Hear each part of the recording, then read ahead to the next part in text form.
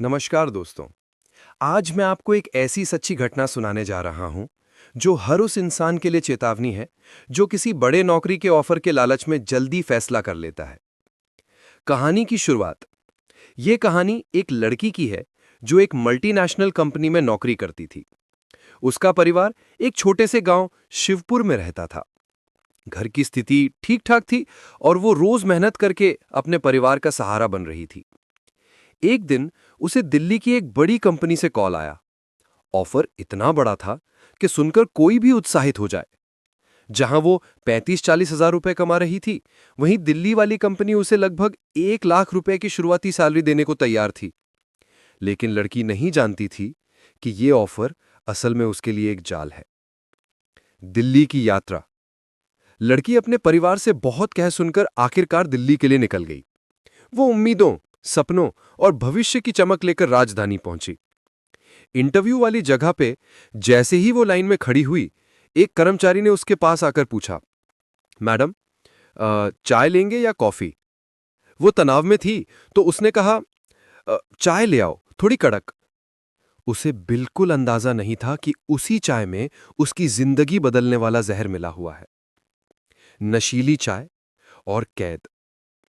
कुछ देर बाद लड़की की आंखें भारी होने लगी।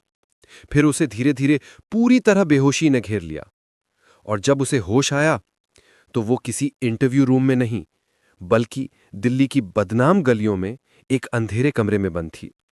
उसके हाथ पैरों में ताकत नहीं थी, जुबान भी जैसे सुन्न हो गई थी। वो समझ गई कि उसे नशीला पदार्थ देकर उठाकर लाया गया है। वो जगह असल में एक कोठा था, जहां उसकी मर्जी, उसकी इज्जत, उसकी आजादी कुछ भी मायने नहीं रखती थी। 2 महीने की कैद। दिन बीतते गए, हफ्ते गुजरते गए। उसे कमरे से बाहर निकलने की इजाजत नहीं थी। जबरदस्ती, डर, धमकी और मार ये उसका रोज का हिस्सा बन चुका था। वो हर रात सोचती थी कि शायद सुबह कोई चमत्कार होगा, लेकिन हर सुबह वही अंधेरा था। फिर एक दिन एक ग्राहक उससे बातचीत करने लगा। लड़की ने हिम्मत जुटाकर उससे विनती की, कृपया मेरे भाई को फोन कर दो, बस एक बार। वो व्यक्ति डरते डरते मान गया और उसी ने लड़की के भाई को फोन करके उसकी लोकेशन बताई। भाई का दिल्ली पहुंचना। फोन मिलते ही उसके भाई की दुनिया उजड़ गई। वो बिना देर किए गांव शिवपुर से दिल्ली चला आया। दिल्ली उसके लिए बिल्कुल अनजान थी, ना कोई पहचान, ना रहने की जगह, ना कोई मदद। लेकिन दिल में सिर्फ एक ही बात थी, अपनी बहन को बचाना है, चाहे जान ही क्यों ना चली जाए। वो ग्राहक बनकर कोठा नंबर 68 में गया।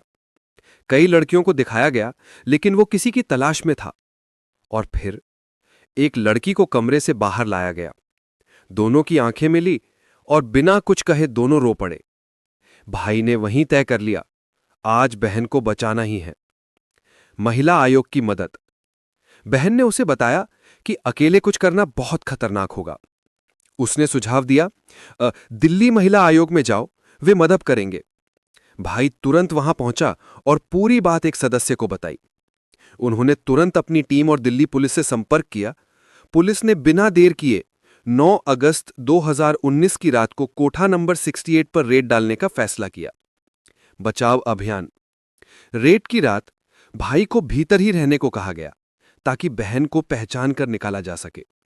जब पुलिस टीम पहुंची, दरवाजा तोड़ा गया, कमरा खंगाला गया और आखिरकार दोनों, भाई और बहन, एक कोने में छिपे हुए मिल गए। लड़की को सुरक्षित बाहर निकाला गया। कोठे की मैडम समेत कई लोगों को गिरफ्तार किया गया। आरोपियों पर मानव तस्करी और अन्य गंभीर धाराओं में एफआईआर दर्ज हुई। घर वापसी। लड़की को दिल्ली महिला आयोग की मदद से उसके परिवार तक सुरक्षित पहुंचाया गया। आज वो धीरे धीरे अपने जीवन को फिर से जीना सीख रही है। परिवार उसका सबसे बड़ा सहारा बना हुआ है। कहानी का संदेश। दोस्तों, इस कहानी का मकसद किसी को डराना नहीं, बल्कि जागरूक करना है। दुनिया में ऐसे बहुत लोग हैं जो नौकरी, कमाई और बड़े ऑफरों के नाम पर मासूम लोगों को जाल में फंसाते हैं। कभी भी किसी बड़े ऑफर पर तुरंत भरोसा ना करें। हमेशा जांच पड़ताल करें, क्रॉस वेरीफाई करें, तभी कोई निर्णय लें। आपकी एक सावधानी किसी बड़ी ट्रेजेडी